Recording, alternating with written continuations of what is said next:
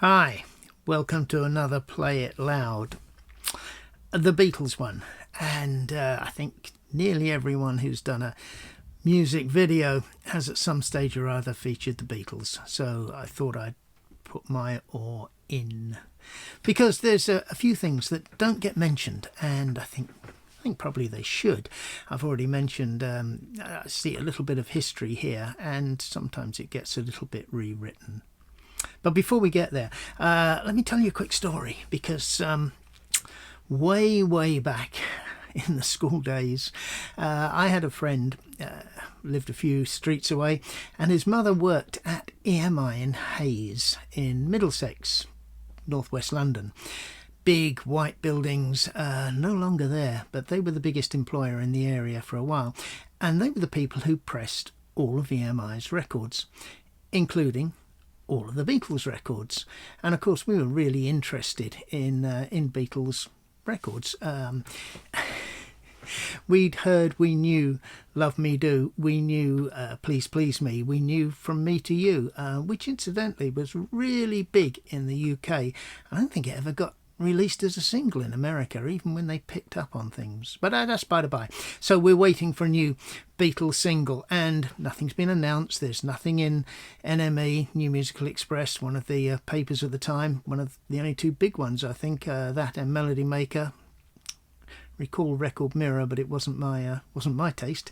Anyway, to come back. So one day, this friend of mine, we're going to call him Dave because he had a nickname that's probably not acceptable any longer. We were young 13-year-olds, and his mum has brought him home a record, and he's brought it down to me, and he has a copy of a Beatles single that hasn't even been announced at this point.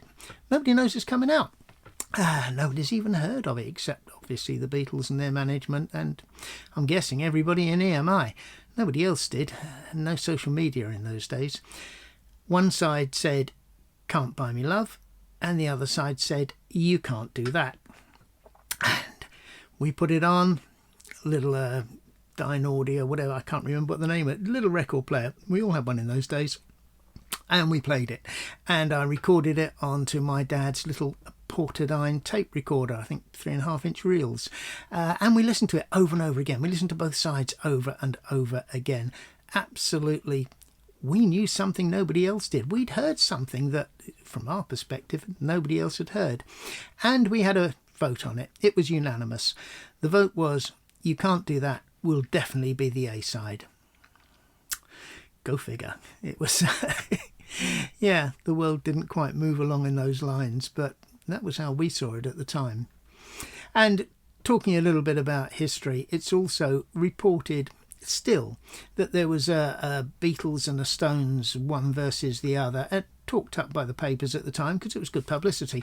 I understand they were actually good friends, but that's by the by. If you were that sort of age and if you were a Beatles fan, you had to take sides. But you didn't take sides between the Beatles and the Stones. In those days, you took sides between the Beatles and the Shadows. Shadows, the Cliff Richards backing band, that was their competition in the UK for the first 3 or 4 singles. Not the Rolling Stones. They were a little bit later and catching up. So, yeah, it was a different world then. Really was. Okay. Moving on, and something I must mention before I get into some LPs and bits around those LPs. If you can get it, I think you can probably get it on YouTube. There was a point when the Beatles did, how can I explain it? In those days, you didn't have What I'm Doing Now. They put a programme on the BBC, which was the first time ever that there was a whole world live broadcast. I can't remember all the countries involved, but there were lots. It was very long, and every country put up their 4 or 5 minutes. And I think it was called Our World or One World. And the UK got the Beatles. The Beatles did All You Need Is Love, I think. It made a massive cultural impact at the time, and if you can get to see it on YouTube, it's well worth a watch.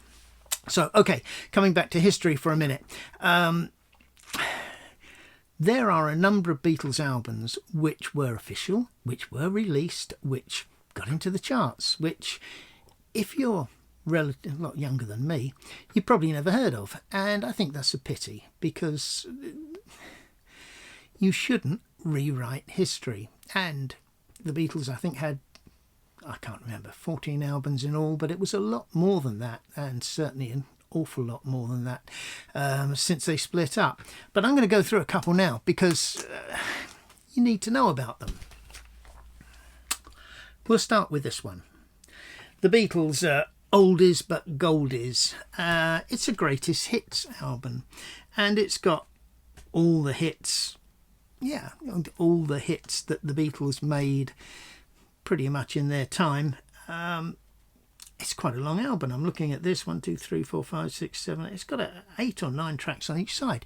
The sound quality is awful. The best that can be said about it is a cover, because come on, that's a great cover, but it's gone. It's Beatles Oldies, no. And I think that's sad. An American album now, generally known as the Hey Jude album. This album actually sounds very good. Came out in America, picked up a load of tracks that hadn't at that stage been released on their later albums, and was officially released in the UK. Obviously didn't get as many sales, and I don't think it was heavily promoted, but it's very good. It's got some really good stuff on it. Hey Jude, Revolution, Old Brown Shoe, Lady Madonna, I Should Have Known Better. I mean, odd choices, because they're all over the place. But yeah, it's a good album. But you ever heard of it? Do you know anything about it? Here's one I'm proud of. I like this one. This is a Japanese copy of the Beatles' Love Songs. There was a series of albums that I'm presuming EMI released. They were all double albums. This actually sounds really good.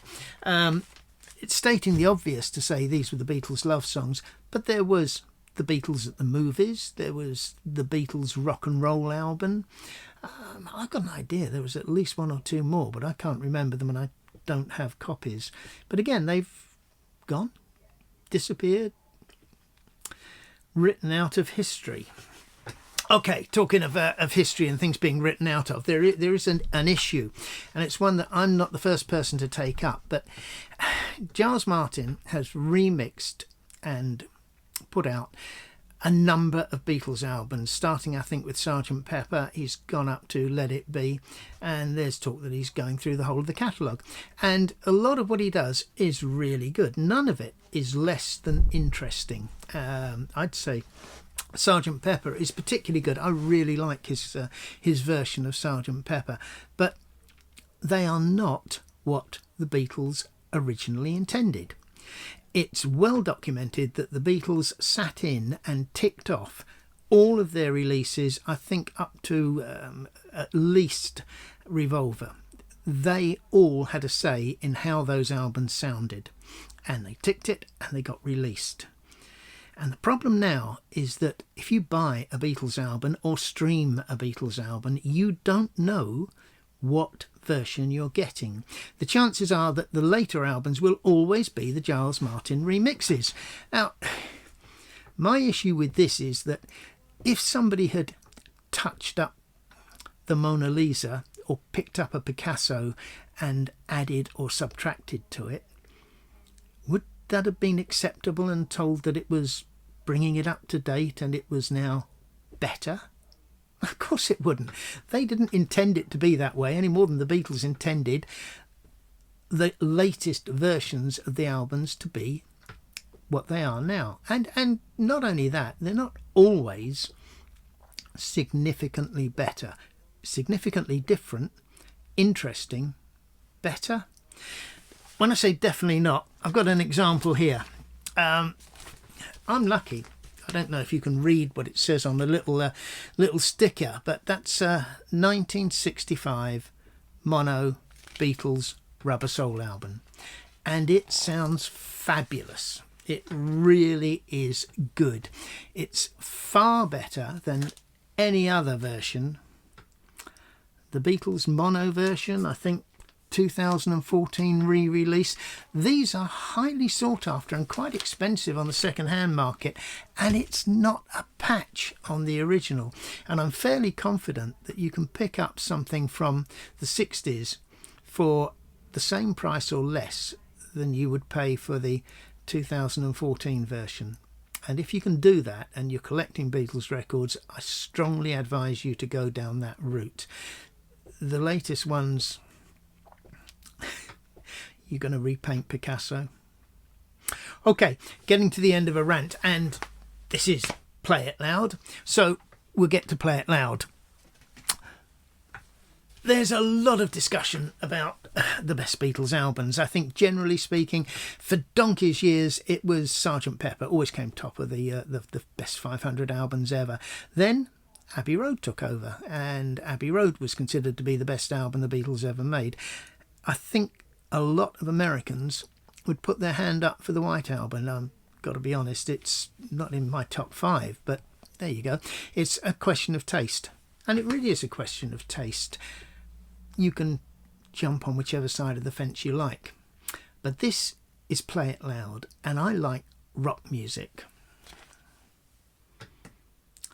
Let it be. Play It Loud.